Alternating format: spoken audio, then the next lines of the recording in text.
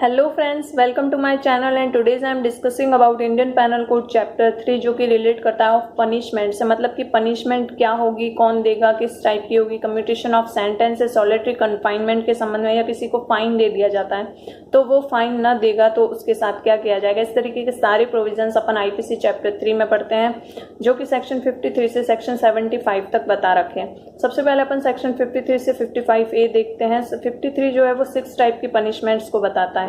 सबसे पहले डेथ, फिर लाइफ इम्प्रिजनमेंट, फिर थर्ड नंबर की जो पनिशमेंट है वो 6 अप्रैल 1949 को रिपेल्ड हो चुकी थी। और जो फोर्थ नंबर पर दे रखी है वो इम्प्रिजनमेंट दो टाइप के बताता है, सिंपल और रिग्रेरियस इम्प्रिजनमेंट। मतलब सिंपल इम्प्रिजनमेंट तो वो होता है जो नॉर्मल इम्प्रिजनमेंट अपन देख लेते हैं, लेकिन रिग्रेरियस इम्प्रिजनमेंट में क्या होता है कि उसको कारावास के साथ साथ कोई कार्य करना होता है, या मतलब कुछ भी किसी भी तरीके का कोई कार्य श्रम करना होता है, तो वो हो जाता है रिग्रेरियस इम्प्रिजनमेंट। फिर आ जाता है फोरफीचर ऑफ प्रॉपर्टी और फाइन। तो इस तरीके के 6 टाइप की पनिशमेंट अपन देखते हैं। Death, life imprisonment third number का रिपेल्ड हो चुका है। फिर 2 टाइप के इम्प्रिजनमेंट होते हैं, सिंपल और रिग्रेरियस। फिर फोरफीचर ऑफ प्रॉपर्टी और फाइन। 6 तरीके की पनिशमेंट सेक्शन 53 में बता रखी है। अपन यहाँ ये देखते हैं कि जब भी कोई व्यक्ति अपराध करता है तो उसको सजा दी जाती है, क्यों? ताकि वो उसमें सुधार आए, वो आगे और अपराध ना करे। लेकिन क्या होता था पहले कि मतलब अगर कोई व्यक्ति अपराध करता है तो उसको बहुत कठोर दंड दिया जाता था, या कुछ समय के लिए उसको समाज से दूर कर दिया जाता था। या पहले ऐसा भी होता था कि जैसे किसी ने किसी को धक्का दिया है तो अपन भी उसको सामने से धक्का दे दो, या बदले की भावना, या जैसे बोलते हैं ना लाइफ के बदले लाइफ, इस तरीके से होता था। तो इससे क्या होता था, उसको सजा तो मिल जाती थी लेकिन उसमें सुधार नहीं हो पाता था। तो यहाँ पर यही एक मनोहर लाल वर्सेस दिनेश आनंद का केस यही कहता है कि अगर समाज में सुधार लाना है और सुरक्षा लानी है तो उसके लिए अगर किसी व्यक्ति ने कोई अपराध किया है तो उसको सजा देना एक सामाजिक आवश्यकता भी है, समाज में सुधार और सुरक्षा के लिए। तो इसी आधार पर जिस व्यक्ति ने जितना ऑफेंस किया उसको उस आधार पर सजा दी जानी चाहिए। अब अपन सेक्शन 53A देखते हैं। वो बताता है मतलब कि ट्रांसपोर्टेशन के संबंध में बताता है।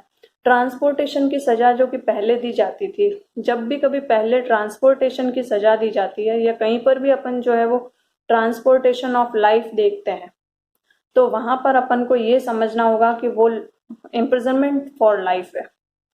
जहां भी अपन ट्रांसपोर्टेशन फॉर लाइफ देखते हैं वहां अपन को इम्प्रिजनमेंट फॉर लाइफ देखना होगा। यहाँ पर जो सब क्लॉज 2 है सेक्शन 53A का, वो ये बताता है कि अमेंडमेंट एक्ट 1955 से पहले, 1955 के अमेंडमेंट से पहले अगर कहीं भी जो है ट्रांसपोर्टेशन की सजा दी गई है तो उसको अपन रिग्रेरियस इम्प्रिजनमेंट देखेंगे। 1955 के संशोधन से पहले कहीं ट्रांसपोर्टेशन की सजा दी गई है तो उसको अपन रिग्रेरियस इम्प्रिजनमेंट देखेंगे। और अगर जैसे कहीं पर भी ट्रांसपोर्टेशन की सजा जो है वो टर्म्स में दी गई है, शॉर्टर टर्म्स में, तो वहां पर ये समझा जाएगा कि वो ओमिट हो चुकी है। देखो सेक्शन 53 जो है वो ट्रांसपोर्टेशन के संबंध में बताता है। ट्रांसपोर्टेशन जो पहले दिया जाता था, जैसे किसी व्यक्ति ने कोई अपराध कर लिया है तो उसको एक स्थान से दूसरे स्थान पर भेज दिया जाता था, या कुछ समय के लिए उसको कहीं बंद कर दिया जाता था, कहीं अलग समाज से दूर रख दिया जाता था। तो इस तरीके की सजा होती थी ट्रांसपोर्टेशन में।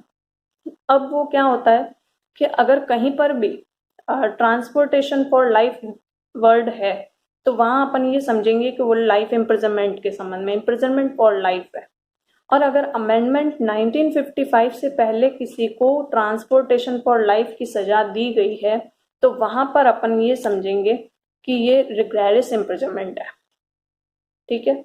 और अगर ट्रांसपोर्टेशन जो की सजा जो है वो एक टर्म्स में दी गई, जैसे 3 साल का ट्रांसपोर्टेशन, 5 साल का ट्रांसपोर्टेशन, तो वहां पर अपन को ये समझना है कि वो ओमिट हो चुका है, वो रिपेल्ड है।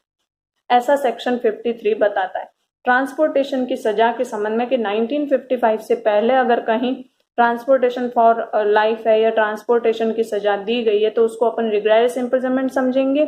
और अगर कहीं पर भी ट्रांसपोर्टेशन फॉर लाइफ लिखा गया है तो उसको अपन जो है वो इम्प्रिजनमेंट फॉर लाइफ समझेंगे।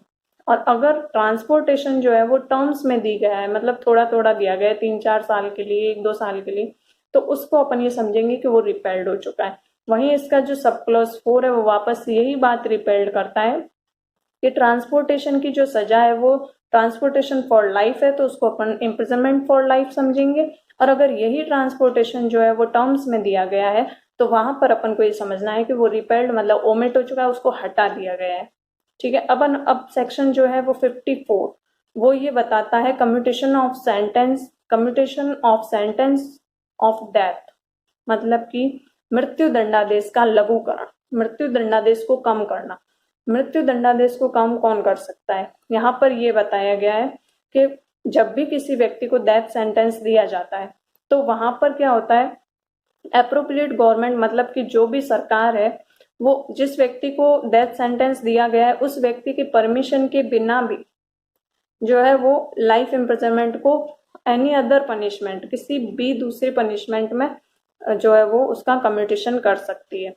मतलब एप्रोप्रिएट गवर्नमेंट, तो एप्रोप्रिएट गवर्नमेंट जो है वो जिस व्यक्ति को भी लाइफ इम्प्रिजनमेंट दिया गया है उसको, उस जिस व्यक्ति को दिया गया है उसकी परमिशन के बिना भी जो है वो एनी अदर पनिशमेंट, मतलब किसी भी पनिशमेंट में उसको कम कर सकती है। लेकिन मोस्टली क्या होता है कि लाइफ इम्प्रिजनमेंट में ही किया जाता है, डेथ को जो है वो लाइफ इम्प्रिजनमेंट में किया जाता है। लेकिन यहाँ पर ये बताया गया है कि अगर किसी को डेथ सेंटेंस दिया गया है तो एप्रोप्रिएट गवर्नमेंट उस व्यक्ति की परमिशन के बिना उसको किसी भी अदर पनिशमेंट में जो है वो कम कर सकती है। वहीं अगर अपन सेक्शन 55 जो कि commutation of sentence of life imprisonment के संबंध में बताता है, तो अगर किसी व्यक्ति को लाइफ इम्प्रिजनमेंट दिया गया है तो वहाँ की जो एप्रोप्रिएट गवर्नमेंट है वो उस व्यक्ति के परमिशन के बिना उसको उस इम्प्रिजनमेंट में जो 14 साल से ज़्यादा का नहीं होगा में कम कर सकता है।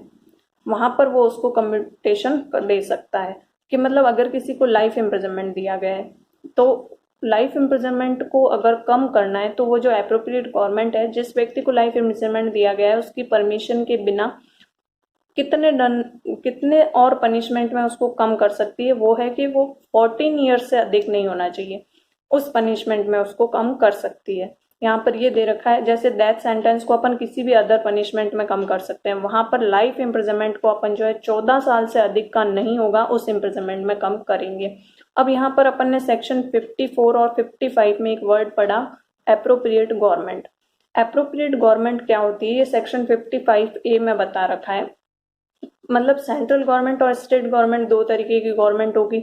तो यहाँ पर एप्रोप्रिएट गवर्नमेंट से मतलब कि कब सेंट्रल गवर्नमेंट होगी और कब स्टेट गवर्नमेंट जो है वो डेथ सेंटेंस या इम्प्रिजनमेंट को कम कर सकती है।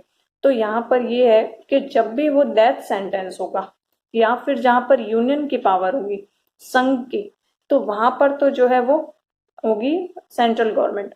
और अगर कोई ऐसा सेंटेंस है जो डेथ सेंटेंस के अलावा कोई सेंटेंस है या जहां पर की स्टेट की पावर्स है तो वहां पर स्टेट गवर्नमेंट होगी।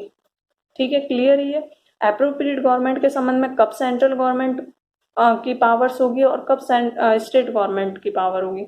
तो यहाँ पर ये दे रखा है कि जब भी कोई डेथ सेंटेंस के संबंध में कोई बात है या डेथ सेंटेंस को कम करना है या फिर जहां पर की यूनियन की पावर है तो वहां पर तो सेंट्रल गवर्नमेंट कार्य करेगी, और जहां पर स्टेट की पावर्स है या डेथ सेंटेंस के अलावा कोई सेंटेंस है तो वहां पर जो है वो स्टेट गवर्नमेंट होगी।